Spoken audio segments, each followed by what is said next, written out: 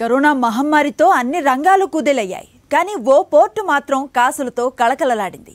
దేశ విదేశాలకు సరుకులను ఎగుమతి చేసి కోట్లను ఆర్జించింది. సెకండ్ వేవ్ సమయంలోనూ లాభాల బాట పట్టింది. కాకినాడ యాంకరేజ్ పోర్టుపై సాక్షి టీవీ ప్రత్యేక కథనం. తూర్పుగోదావరి జిల్లా కాకినాడలో 2 పోర్టులున్నాయి.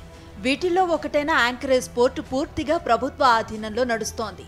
ప్రధానంగా ఈ పోర్టు నుంచి బియ్యం, సిమెంట్ విదేశాలకు ఎగుమతవుతున్నాయి. 2019-2020లో కాకినాడ యాంకరేజ్ పోర్టు నుంచి ఆఫ్రికాకు కోట్ల విలువైన 11,68,730 మెట్రిక్ టన్నుల బియ్యం, సిమెంట్ ఎగుమతయ్యాయి. దీని ద్వారా పోర్టుకు 36.24 కోట్ల ఆదాయం వచ్చింది.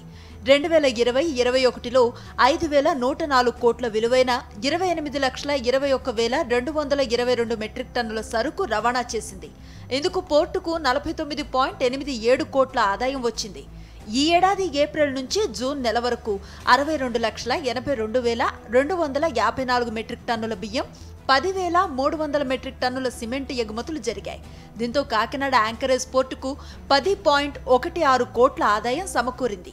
గ్లోబల్గా ఉన్న ట్రెండ్స్ని బట్టి మనకి కాకినాడ యాంకరేజ్ పోర్టుకి రైస్ నిమిత్తం షిప్లు ఎక్కువగా రావడం జరిగింది. దానివల్ల ఒక పర్టికులర్ టైంలో అయితే రోజుకి 20 షిప్పులు కాకినాడ యాంకరేజ్ పోర్టులో వెయిటింగ్లో ఉండటం జరిగింది. దానివల్ల మనకి కాకినాడ యాంకరేజ్ పోర్ట్ నుంచి రైస్ ఎక్స్పోర్ట్స్ బాగా జరిగినాయి. కరోనా ఉన్నా సరే కార్మికులు అన్ని ప్రికాషన్స్ తీసుకుని షిప్పింగ్ కంపెనీల వారు మొత్తం ఉన్న స్టేక్ హోల్డర్స్ అందరూ తగు జాగ్రత్తలు తీసుకోబట్టి ఈ రికార్డు ఆదాయం స్టేట్ గవర్నమెంట్కి లభించడం జరిగింది. ప్రధానంగా కాకినాడ పోర్టు నుంచి సౌత్ ఆఫ్రికాలోని ప్రధాన కోస్టులకు బియ్యం ఎగుమతులు జరుగుతూ ఉంటాయి. అండమాన్కు సిమెంట్ ఎగుమతులు జరుగుతూ ఉంటాయి. కాకినాడలో 15 వరకు రైస్ ఎక్స్పోర్ట్ కంపెనీలున్నాయి. 50 వరకు షిప్పింగ్ కంపెనీలు, ఓ ఛాంబర్ ఆఫ్ కామర్స్ ఉన్నాయి. కాకినాడ పోర్టుకు ఏపీ, తెలంగాణతో పాటుగా ఒడిశా, కర్ణాటక, బీహార్, బెంగాల్, ఛత్తీస్గఢ్ల నుంచి బియ్యం లారీలు, రైళ్ల ద్వారా ఎగుమతవుతాయి. ఇంచుమించు పోర్టులో 10 యూనియన్ల దాకా రకరకాల వృత్తిలో ఉన్నారు వాళ్ళు. అంటే స్టిచ్చింగ్ అసోసియేషన్ కానీ, లేకపోతే షోర్ లేబర్, బాజ్ వర్కర్స్ యూనియన్, టబ్బింగ్ యూనియన్, అలా ఇంచుమించు 10 యూనియన్ల దాకా ఉన్న యూనియన్లు కూడా ఒక తాటి మీద తెచ్చి ఎక్కడ ఇబ్బంది లేకుండా వాళ్ళందరూ సహకారంతో ఇన్ని టన్నుల రైస్ మనం ఎక్స్పోర్ట్ చేయడానికి ముఖ్య కారణం వీళ్ళందరూ సమిష్టి కృషి. అలాగే ఛాంబర్ ఆఫ్ కామర్స్ కూడా ఎప్పుడూ కూడా ఎక్స్పోర్టర్కి అందుబాటులో ఉంటూ ఏ చిన్న సమస్య వచ్చినా ఎక్స్పోర్టర్స్కి వాళ్ళ సమస్యగా వాళ్ళు పరిష్కరించడం.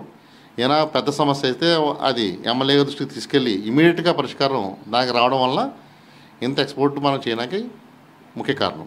కాకినాడ పోర్టుకు ఊహించిన స్థాయిలో ఎగుమతులు జరిగి మంచి ఆదాయం రావడానికి కారణం కార్మికులే. యాంకరేజ్ పోర్టుపై ఆధారపడి దాదాపు 10,000 మంది కార్మికులు జీవిస్తున్నారు. కాకినాడలో 8 వరకు కార్మిక సంఘాలు నడుస్తున్నాయి. కరోనా సెకండ్ వేవ్ సమయంలోనూ కార్మికులకు మంచి ఉపాధి దొరికింది. కరోనా నిబంధనలు పాటిస్తూ ఎగుమతుల పనుల్లో శ్రమించారు.